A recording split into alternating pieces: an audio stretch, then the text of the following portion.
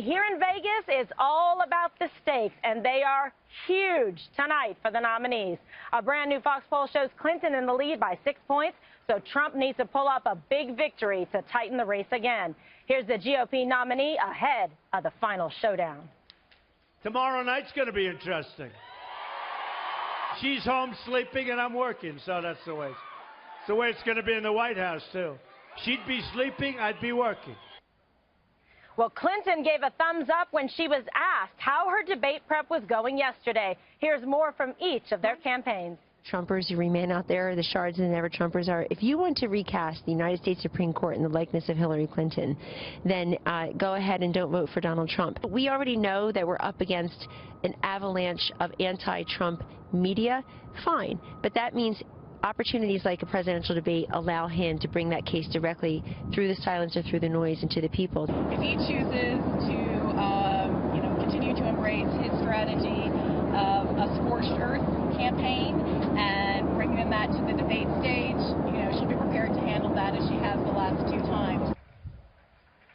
All right, well, yes, that sounded good to you, Greg. Yeah. The stakes are huge tonight. Obviously, you saw the new Fox News poll, 6 points, Trump trailing Clinton. He's got to pull off something big tonight. What do you suggest, Greg, with your 15 pages of notes? Donald Trump is bringing Obama's half-brother, and Hillary is bringing half-truths. Oh, but I would say my advice to Donald is to level with America. He's already got his base, so there's a lot of undecided people that think he's kind of a jerk. So he's got to say, I may be a cad, but some of your greatest leaders in history were cads and jerks and egotists, and that's how I got here. So you should say, I may be a jerk, America, but I'm your jerk.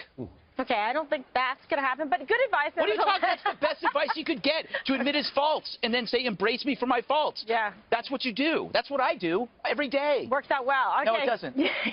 What do you think, Bowling? What should he lead with tonight to be able to try and tighten that gap? 6 points and still, depending on statistical margin of error, he's got a shot. It's within the margin of error, yeah.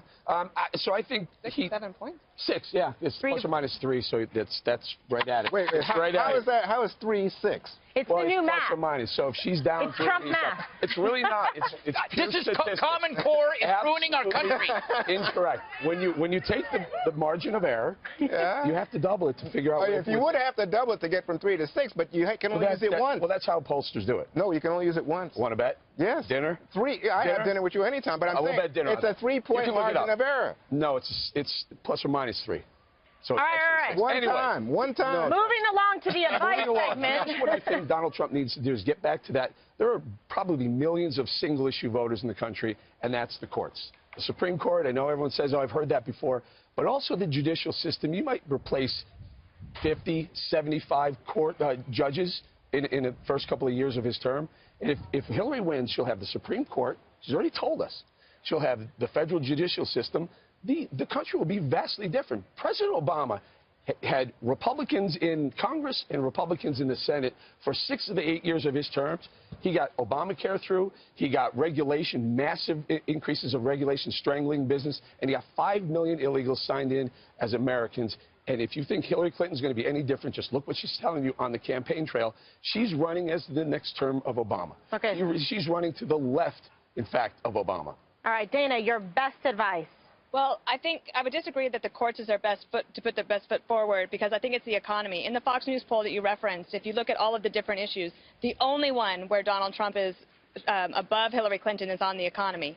So I would stick with your strengths and you can hit the Supreme Court, but I think that if I were that campaign, I'd say just start with the economy and just keep bringing it back to that, and see if you can try to make up some of that lost ground. All right, now if you're Hillary Clinton, what's your advice for her? Well, I think that she's got to bring some energy, right? Donald Trump, I don't like it when he's out there saying, oh, she's sleeping, because obviously in the first 2 debates she hadn't been sleeping beforehand. She studies a ton. But she has to bring some energy. She can't make it look like she thinks that this is over. And one of the big risks for both of them is depressing their own voter turnout. If Democrats think that this is in the bag and they don't show up and they miss a couple of those big important states, that could be a real problem for her. I also think that she needs to close on some sort of a vision. Whoever wins would be a very weak president going in. Neither of them are going to have a mandate, and it's very unclear how they would actually be able to start off on the right foot in January. So I would try to end on that. And also, the last thing I would say is she has to be willing to punch back selectively. She's done that in the past 2 debates. It's worked for her. Donald Trump's very unpredictable. No one knows exactly what he's going to do. He could take the advice you gave him yesterday or the advice that you just gave him today, or he could just do his own thing. He's stuck to this idea that the system is rigged. And I guess if he brings that tonight, it's reinforcing that you can win that GOP primary over and over, but you can't use that to win a general election. If you look at who their guests are tonight, you may get an indication of what strategy they're going to employ. As Greg points out, Donald Trump has said he's inviting, and unless he takes it back, he's inviting President Obama's half-brother. And then Hillary Clinton is inviting Mark Cuban, who was a Trump supporter first and went very, very much against Trump over the last year or so, and both of them. So it looks like they're ready to do battle tonight. Yeah, I think, look, you know what? What did Trump say? Drug tests. We need drug tests. That's the kind of night I anticipate in Las Vegas. This is going to be a lot of fun, you know, so why you would bring Obama's half-brother, I don't know. He's not running against Obama. But then, on the other hand, here you have Meg Whitman, Mark Cuban. I can see that speaks to the question of, is Trump a real billionaire, a real successful businessman? But to me, the key is Chris Wallace.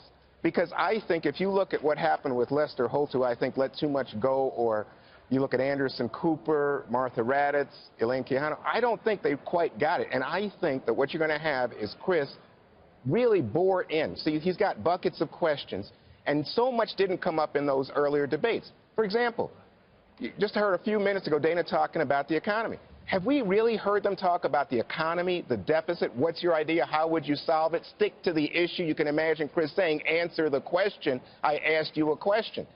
That's going to be part of tonight's debate.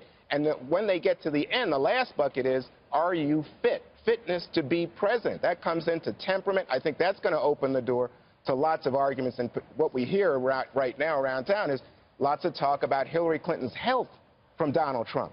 Oh, Hillary, you know, we heard him say she's sleeping. Maybe he's going to talk about Hillary's stumbles. Hillary's not capable. Hillary can't do it. We'll see how Hillary responds. I think you're right, though, that Chris Wallace is really going to be controlling the evening, the dialogue, and getting to those specific areas that he believes are important for the American people to make an informed decision about who the next president should be. We're about 3 weeks out. It's obviously, you know, it's a very serious, important choice that people have to make that they feel, you know, comfortable with. And Dana, I think the thing is that we've been hearing like Trump so much on the defense.